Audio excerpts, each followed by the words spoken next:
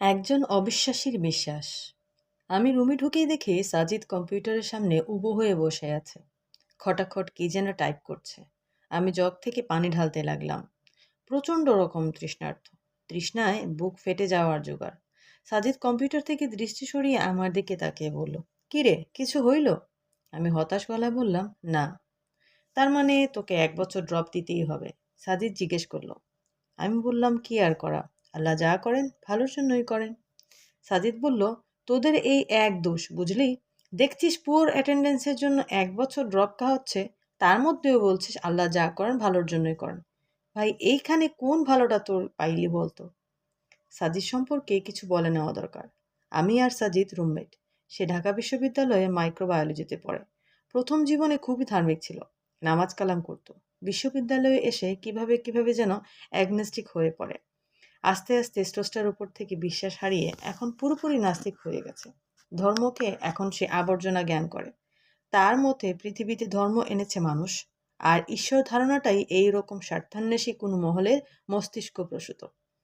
সাজিদের সাথে এই মুহূর্তে তর্কে জড়ানোর কোনো ইচ্ছেই আমার নেই, কিন্তু তাকে একদম ইগনোর করেও যাওয়া যায় না। আমি বললাম, আমার সাথে তো এর থেকে খারাপ কিছু হতে পারতো, ঠিক না? আরে, খারাপ হওয়ার আর কিছু কি বাকি আছে? হয়তো। যেমন? এরকমও হতে পারতো, ধর আমি সারা বছর একদমই পড়াশোনা করলাম না, পরীক্ষায় ফেল মারলাম। এখন ফেল করলে আমার 1 বছর ড্রপ যেত। হয়তো ফেইলের অপমানটা আমি নিতে পারতাম না, আত্মহত্যা করে বসতাম।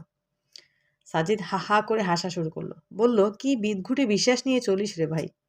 এই বলে সে আবার হাসা শুরু করলো, বিদ্রুপাত্মক হাসি। রাতে সাজিদের সাথে আমার আরো এক দফা তর্ক হলো। সে বলল, আচ্ছা, তোরা যে স্রষ্টায় বিশ্বাস করিস, কিসের ভিত্তিতে? আমি বললাম, বিশ্বাস দুই ধরনের। একটা হলো প্রমাণের ভিত্তিতে বিশ্বাস, অনেকটা শর্তারূপে বিশ্বাস বলা যায়। অন্যটি হলো প্রমাণ ছাড়াই বিশ্বাস। সাজিদ হাসলো। সে বলল, দ্বিতীয় ক্যাটাগরিকে সোজা বাংলায় অন্ধবিশ্বাস বলে রে আবুল, বুঝলি? আমি তার কথায় কান দিলাম না, বলে যেতে লাগলাম, প্রমাণের ভিত্তিতে যে বিশ্বাস সেটা মূলত বিশ্বাসের মধ্যে পড়ে না, পড়লেও খুবই টেম্পোরারি। এই বিশ্বাস এতটাই দুর্বল যে এটা হঠাৎ হঠাৎ পাল্টায়। সাজিদ এবার নড়ে চড়ে বসলো। সে বলল, কিরকম? আমি বললাম, এই যেমন ধর সূর্য আর পৃথিবীকে নিয়ে মানুষের একটি আদিম কৌতূহল আছে। আমরা আদিকাল থেকে এদের নিয়ে জানতে চেয়েছি, ঠিক না? ঠিক। আমাদের কৌতূহল মেটাতে বিজ্ঞান আপ্রাণ চেষ্টা করে যাচ্ছে, ঠিক? হ্যাঁ, আমরা একাট্টা ছিলাম। আমরা নির্ভুলভাবে জানতে চাইতাম যে সূর্য আর পৃথিবীর রহস্যটা আসলে কি।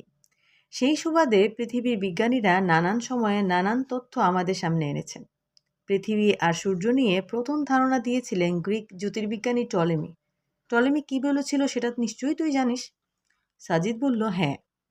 সে বলেছিল সূর্য পৃথিবীর চারিদিকে ঘুরে। একদমই তাই। কিন্তু বিজ্ঞান কি আজও টলেমির থিওরিতে বসে আছে? নেই। কিন্তু কি জানিস, এই টলেমির থিওরিটা বিজ্ঞান মহলে টিকেছিল পুরো 250 বছর। ভাবতে পারিস?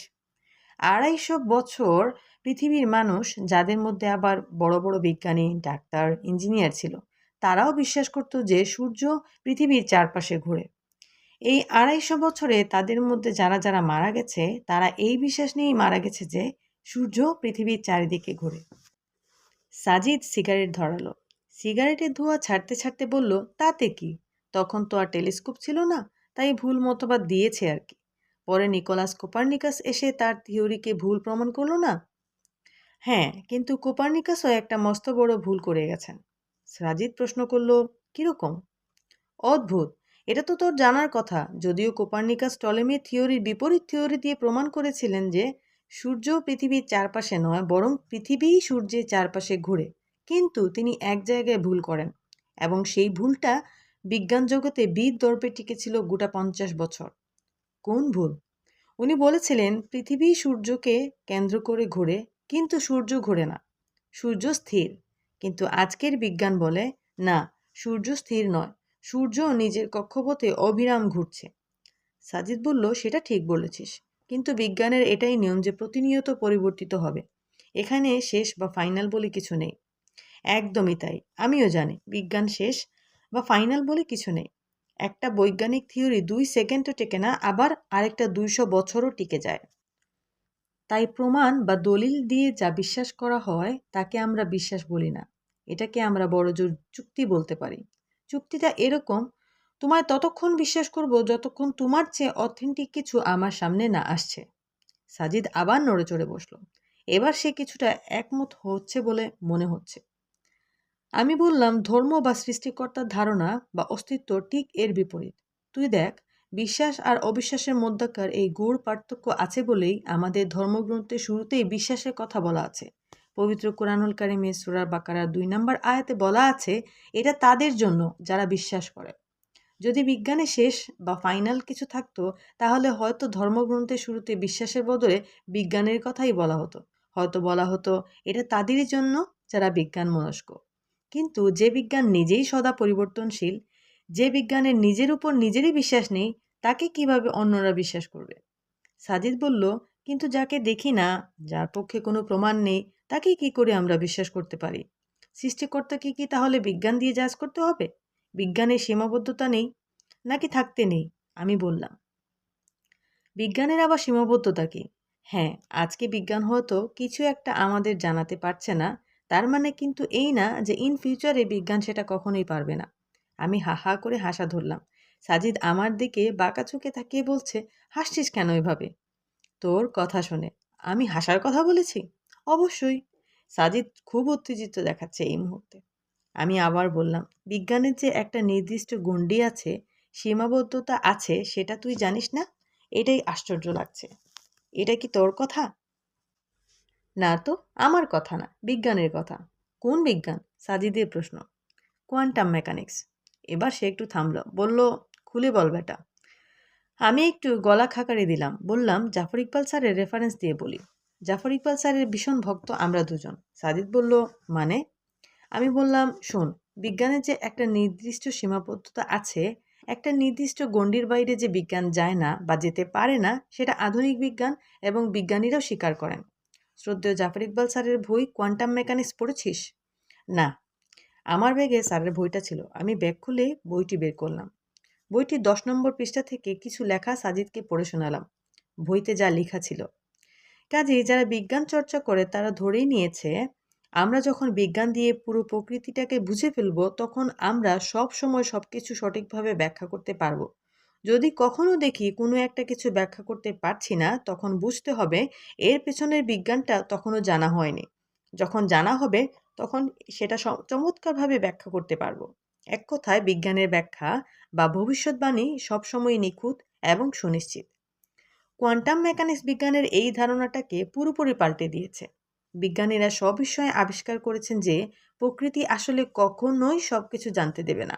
সে তার ভিতরে কিছু কিছু জিনিস মানুষের কাছ থেকে লুকিয়ে রাখে। মানুষ কখনোই সেটা জানতে পারবে না। সবচেয়ে চমকপ্রদ ব্যাপার হচ্ছে, এটা কিন্তু বিজ্ঞানের অক্ষমতা বা অসম্পূর্ণতা নয়, এটা হচ্ছে বিজ্ঞান। বিজ্ঞানীরা একটা পর্যায়ে গিয়ে কখনোই আর জোর গলায় বলবেন না হবে, তারা মাথা নেড়ে বলবেন হতে পারে। দেখ, বিজ্ঞানের যে প্রকৃতির সব রহস্য উদ্ঘাটন করতে পারবে না, তা বিজ্ঞান মহলে এখন স্বীকার্য। তাহলে যে বিজ্ঞান স্রষ্টার তৈরি প্রকৃতির সব রহস্য ভেদ করতে অক্ষম, তাকে বাটখারা বানিয়ে সেই প্রকৃতির স্রষ্টাকে জাস্টিফাই করাটা কি নিছক ছেলে মানুষই নয়? সাজিদ কিছু বলল না। আমি আবারও বললাম, বিজ্ঞান যে সব কিছু প্রমাণ দিতে পারে না, তার বিশাল একটা লিস্ট করে ফেলা যাবে চাইলে। সাজিদ রাগে রাগে গড়ায় বলল, ফাইজলামি করিস আমার সাথে? আমি হাসতে লাগলাম। বললাম, আচ্ছা শোন, বলছি। তোর প্রেমিকার নাম মিতু না? এখানে প্রেমিকার ব্যাপার আসছে কেন? আরে বল না আগে। হ্যাঁ, কিছু মনে করিস না, কথার কথা বলছি। ধর, আমি মিতুকে দর্শন করলাম। রক্তাক্ত অবস্থায় মিতু তার বেডে পড়ে আছে।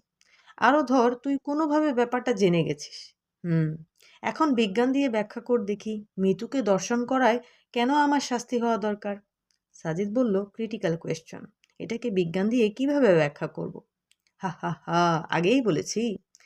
এমন অনেক ব্যাপার আছে যার উত্তর বিজ্ঞানে নেই। সাজিদ বলল, এটা কি ক্রাইম সায়েন্সের অংশ না? ক্রাইম সায়েন্স যে কথা, পলিটিক্যাল সায়েন্স একই কথা। দুটোর সাথেই সায়েন্স শব্দ আছে, কিন্তু দিন শেষে দুটোর কোনোটাতেই আদতে সায়েন্স না। কিন্তু এর সাথে স্রষ্টার বিশ্বাসের সম্পর্ক কি? সম্পর্ক আছে। স্রষ্টার বিশ্বাসটা এমন একটা বিষয় যেটা আমরা মানুষেরা আমাদের ইন্দ্রিয়গ্রাহ্য প্রমাণাদি দিয়ে প্রমাণ করতে পারবো না। স্রষ্টা কোনো টেলিস্কোপে ধরা পড়েন না। ওনাকে অণুবীক্ষণ যন্ত্র দিয়েও খুঁজে বের করা যায় না। ওনাকে জাস্ট বিশ্বাস করে নিতে হয়। সাজিদ এবার ২৬০ ডিগ্রি অ্যাঙ্গেলে বেঁকে বসলো। সে বলল, ধুর, কী সব আবুল তাবুল বুঝালি! যাকে দেখি না তাকে বিশ্বাস করে নেব? আমি বললাম, হ্যাঁ, পৃথিবীতে অবিশ্বাসী বলে কেউই নেই, সবাই বিশ্বাসী। সবাই এমন কিছু না কিছুতে ঠিক বিশ্বাস করে, যা তারা আদৌ দেখেনি বা দেখার কোনো সুযোগও নেই। কিন্তু এটা নিয়ে তারা প্রশ্ন তোলে না। তারা নির্বিঘ্নে ও নিশ্চিন্তে তাতে বিশ্বাস করে যায়। তুইও ঠিক সেরকম। সাজিদ বলল, আমি? পাগল হয়েছিস? আমি না দেখে কোনো কিছুতেই বিশ্বাস করি না। ভবিষ্যতেও কখনো করব না। তুই এখনো না দেখে অনেক কিছুতেই বিশ্বাস করিস এবং এটা নিয়ে তোর মধ্যে কোনো দিন কোনো প্রশ্নও জাগেনি। আজকে এই আলোচনা না করলে হয়তো জাগতও না। সে আমার দিকে কৌতূহলী তাকিয়ে রইল। বললাম, জানতে চাস? হুম। আবার বলছি, কিছু মনে করিস না, যুক্তির খাতিরে বলছি। ঠিক আছে, বল। আচ্ছা, তোর বাবা মার মিলনেই যে তোর জন্ম হয়েছে, সেটা তুই কখনো দেখেছিলি? বা এই মুহূর্তে কোনো এভিডেন্স আছে তোর কাছে? হতে পারে তোর মা তোর বাবা ছাড়া অন্য কারো সাথে দৈহিক সম্পর্ক করেছে তোর জন্মের আগে। হতে পারে তুই ওই ব্যক্তিরই জৈব ক্রিয়ার ফল। তুই এটা দেখিসনি। কিন্তু কোনোদিনও কি তোর মাকে এটা নিয়ে প্রশ্ন করেছিলি? নিশ্চয়ই করিসনি। সেই ছোটবেলা থেকে যাকে বাবা হিসেবে দেখে আসছিস, এখনো তাকেই বাবা বলে ডাকছিস। যাকে ভাই হিসেবে জেনে আসছিস, তাকে ভাই বলে ডাকিস। বোনকে বোন বলিস। তুই না দেখেই এসব বিশ্বাস করিস না। কোনোদিন জানতে চেয়েছিস, এখন যাকে বাবা ডাকছিস তুই আসলেই তার ঔরসজাত কিনা? জানতে চাসনি। বিশ্বাস করে গেছিস। এখনো করছিস। ভবিষ্যতেও করবি। স্রষ্টার অস্তিত্বে বিশ্বাসটাও ঠিক এমনই রে দোস্ত। এটাকে কোনোদিন প্রশ্ন করা যায় না। সন্দেহ করা যায় না। এটাকে হৃদয়ের গভীরে ধারণ করতে হয়। এটার নামই বিশ্বাস। সাজিদ উঠে বাইরে চলে গেল। ভাবলাম সে আমার কথায় কষ্ট পেয়েছে হয়তো। পরদিন ভোরে আমি যখন ফজরের নামাজের জন্য অজু করতে যাব, দেখলাম আমার পাশে সাজিদ এসে দাঁড়িয়েছে। আমি তার মুখের দিকে তাকালাম। সে আমার চাহনির প্রশ্নটা বুঝতে পেরেছে। সে বলল, নামাজ পড়তে উঠেছি।